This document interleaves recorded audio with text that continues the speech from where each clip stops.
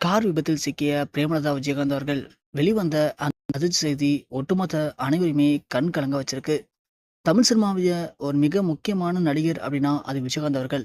ஒரு காலகட்டத்துல தமிழ் சினிமாவை தனது கையில கட்டி போட்டு வச்சிருந்தாரு. அந்த அளவுக்கு சினிமா கலைஞர்களுக்கு ஏற்படக்கூடிய நிறைய பிரச்சனைகளை தீர்த்து வைக்கிறது, சினிமால முன்னணி நடிகரா இருக்கிறது அப்படின்னு சினிமாவுல அவர் பண்ணாத விஷயங்களே இல்ல. அப்படியாப்பட்ட விஜயகாந்த் அரசியல் பக்கம் போயிட்டு மக்களுக்கு நல்லது பண்ண போறேன்னு நினைச்சாரு. அப்போ அவருடைய உடல்ல ஏற்பட்ட சில பிரச்சனை காரணமா அவரு அப்படியே முடங்கி போனாரு. பல வருடங்கள் வீட்லயே உடல்ல சரியில்லாம சிகிச்சைக்கு உட்படுத்தப்பட்ட விஜயகாந்த் கடந்த 3 வருடத்துக்கு முன்னாடி திடீர்னு மரணமும் அடைஞ்சிட்டாரு. விஜயகாந்துடைய மரணம் ஒட்டுமொத்த தமிழகத்தையுமே பெரிய அளவுல பாதிப்படைய வச்சது. ஏன்னா விஜயகாந்த் ஒரு நடிகரா மட்டும் இல்லாம, ஒரு அரசியல்வாதியா மட்டும் இல்லாம, ஒரு மிகச்சிறந்த நல்ல மனிதர். அந்த அளவுக்கு மக்களுக்கு நல்ல நெறைய தொண்டாற்றியிருக்காரு. அதனால தான் விஜயகாந்த எல்லா மக்களுக்குமே பிடிக்கும்.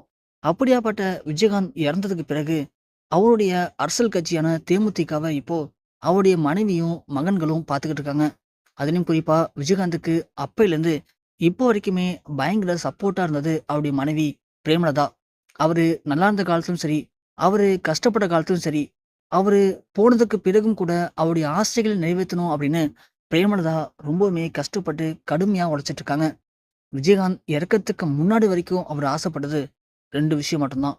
ஒண்ணு, தேமுதிக கட்சிய எப்படியாவது பெரிய கட்சியா கொண்டு வந்து, அதன் மூலியமா மக்களுக்கு தேவையான நல்ல உதவிகள பண்ணணும்.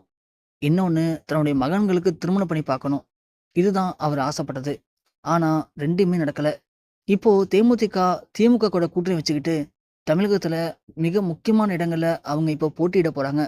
அதன் மூலியமா கண்டிப்பா தேமுதிக எப்படியும் குறைஞ்சது 20 இடங்களையாவது ஜெயிப்பாங்க. அந்த 20 இடங்கள்லயுமே கண்டிப்பா விஜயகாந்த் ஆசைப்பட்ட மாரி, மக்களுக்கு தேவையான அனைத்து குறைகளையும் சரி பண்ணி, அவங்களுக்கு தேவையான நல்லத பண்ண போறோம் அப்படின்னு பிரேமலதா வாக்குறுதி குடுத்துருக்காங்க. இதன் மூலியமா கேப்டனுடைய ஆத்மா சாந்தி அடையும் அப்படின்னு அவங்க ஆசைப்படுறாங்க. இது மட்டும் இல்லாம, அவருடைய இன்னொரு ஆசை தனது மகன்களுக்கு திருமணம் பண்ணி பார்க்கணும். அதிலும் குறிப்பா விஜயகாந்த் மகன் விஜய பிரபாகரனுக்கு. ஏன்னா, அவர் உயிரோட இருக்கும்போது ஆசைப்பட்டு ஒரு வாட்டி பெண் பார்த்து கேன்சல் ஆயிடுச்சு. இன்னொரு வாட்டி நிச்சயதார்த்தம் வரைக்கும் போயும் அது கேன்சல் ஆயிடுச்சு. ஆனா, அவனுக்கு திருமணம் பண்ணி பார்க்க முடியலையே அப்படிங்கிறதும் அவருக்கு பயங்கர மன உளைச்சல் தான். அதனால பிரேமலதா அவர் ஆசைப்பட்ட மாரி அரசியல்ல நாம சாதிக்க போறோம். ஆனா, திருமணம் மட்டும் இன்னும் நடக்கலையே அப்படிங்கிறது அவங்களுக்கே பெரிய மன உளைச்சலா இருந்துச்சாம். பல வருடங்களா பெண் பார்த்தும் அவருக்கு இன்னும் பெண் அமையல. அப்படியாப்பட்ட இந்த நேரத்துல விஜயகாந்துடைய நெருங்கிய உறவினர்கள் மூலியமா விஜயபிரபாகரனுக்கு பிரேமலதா பெண் பார்த்துருக்காங்க. அந்த பெண் வீட்ல பேச வர சொல்லி பிரேமலதா விஜயகாந்த் அவர்கள் அந்த பொண்ணு வீட்டுக்கும் நேரடியா பேசவும் போயிருக்காங்க. பொண்ணு வீட்ல எல்லாமே சம்மதம் தெரிவிச்சுட்டு அங்கேருந்து கிளம்பியிருக்காங்க பிரேமலதா. ஸோ எலெக்ஷன் முடிஞ்சு ரிசல்ட் அறிவிச்ச அடுத்த நாளே விஜயபிரபாகரனுக்கும் அந்த பொண்ணுக்கும் திருமணம் பண்ணி பார்க்கணும் அப்படின்னு பிரேமலதா ஆசைப்பட்டிருக்காங்க. இந்த சந்தோஷமான செய்தியோட அவங்க சென்னைக்கு திரும்புறதுக்குள்ள அந்த பெண் வீட்லேருந்து ஃபோன் பண்ணி, "இது மாரி எங்களுடைய பொண்ணுக்கு உங்க பையன பிடிக்கல. இந்த திருமணம் வேண்டாம்." அப்படின்னு சொல்லியிருக்காங்க. அது பிரேமலதாவுக்கு எப்போதும் போல பயங்கர அதிர்ச்சிய ஏற்படுத்தியிருக்கு. மிகுந்த ஏமாற்றத்தையும் அளிச்சிருக்கு. தன்னுடைய மகனுக்கு அப்படி என்னதான் ஆச்சு? எந்த பெண் பார்த்தாலும் ஏதோ ஒரு கட்டத்தில அந்த பொண்ணுக்கு தன் பையன பிடிக்காம போயிடுது. அதனால ஒவ்வொரு முறையும் ஒவ்வொரு பொண்ணுகிட்டயும் தன் பையன் அசிங்கப்பட்டுட்டு தான் இருக்கான்.